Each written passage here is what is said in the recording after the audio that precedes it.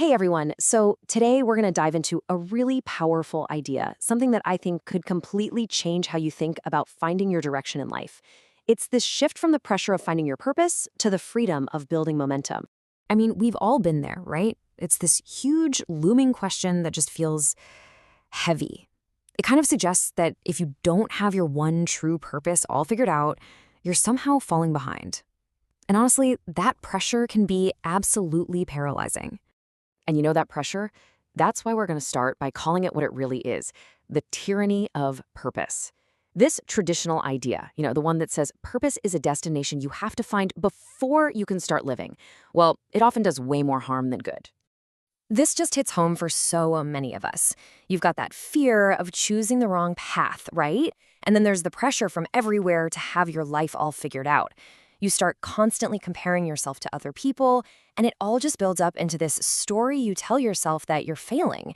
But what if the problem isn't you? What if the problem is the question itself? Okay, so this slide really breaks down the core shift we're talking about. Over on the left, you've got that old, paralyzing way of thinking. I need to have the perfect map before I can even take a single step. But on the right, something so much more freeing. A new philosophy that says purpose isn't some map you find, it's the path you build by actually walking it. So the big question is, how do we actually do that? How do we make the shift? Well, it all starts by just changing our words, our focus. We're going to toss out that huge, scary idea of purpose and zoom in on something much smaller, much more manageable: intent. And this is such a powerful way to reframe things. Feeling lost or feeling like you don't have a purpose doesn't mean you're broken or empty.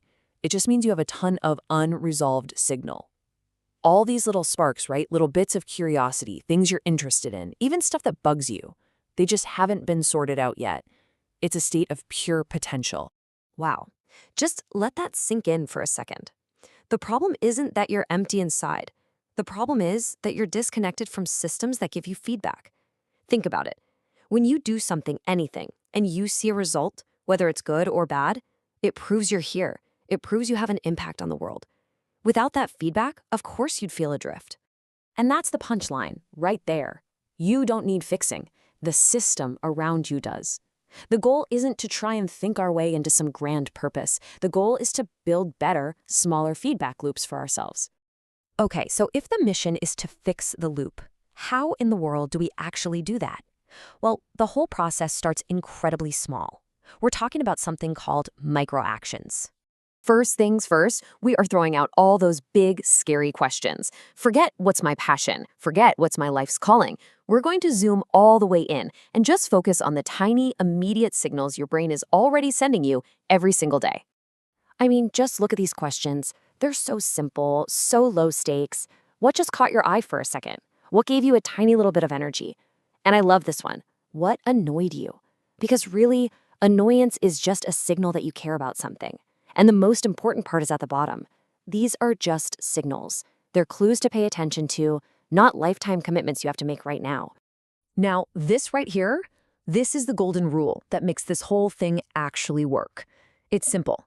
If you find yourself hesitating, if you're starting to make a big list of pros and cons, the action you're considering is too big. Scale it down. The goal is to make doing the thing so quick and so easy that your brain doesn't even have time to talk you out of it. Okay, so this all boils down to a super simple 4-step loop. Step 1, you just pick one of those tiny signals. Step 2, you try something related to it for just 10 or 15 minutes. And then this is the most important part. You just ask yourself, did that give me energy or did it drain me? That's it. No big analysis, and then you just repeat it. No judgment and definitely no long-term plan needed. So, what actually happens when you just keep running that simple little loop day after day?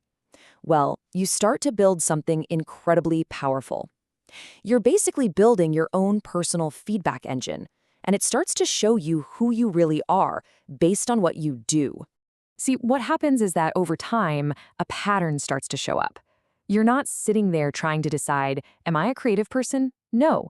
Instead, you look back at your little 10-minute experiments and you go, weird. I seem to get a little burst of energy every time I do something creative. Your identity starts to get revealed by your actions, not declared ahead of time. It's so much more authentic. And this table just lays it all out so clearly. The old way says, decide who you are first, then go find a box that fits you. This new system, it says, just start doing stuff and you'll discover who you are along the way.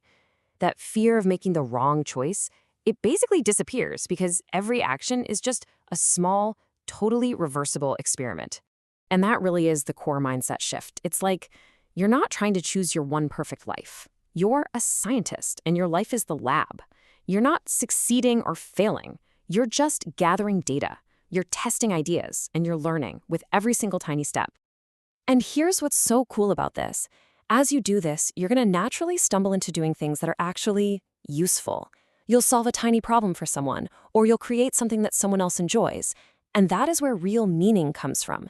Not from some big abstract purpose statement, but from that simple, powerful feeling of, hey, I did a thing and it helped. Okay, so where does all this take us? What's the end game here? Well, it leads us to a completely new definition of what we should even be aiming for. We're throwing out the old destination and we're embracing a whole new way of moving through life. What we're really doing here is trading this old idea of purpose for a new one, directional momentum. See, purpose feels like a noun, right? A destination, a static thing you have to find. But momentum, that's a verb. It's a dynamic process. It's something you actively build through what you do. So the goal is no longer to be able to say, I found my purpose.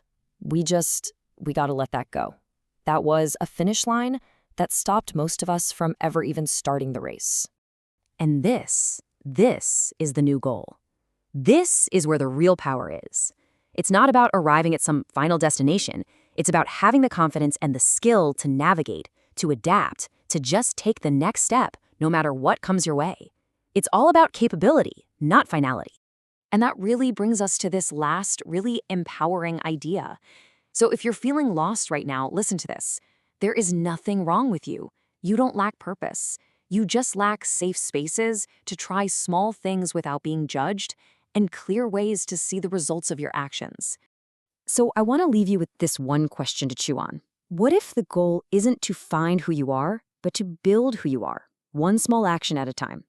What's one tiny 10-minute experiment you could run, maybe even today, to just start building? Thanks for tuning in.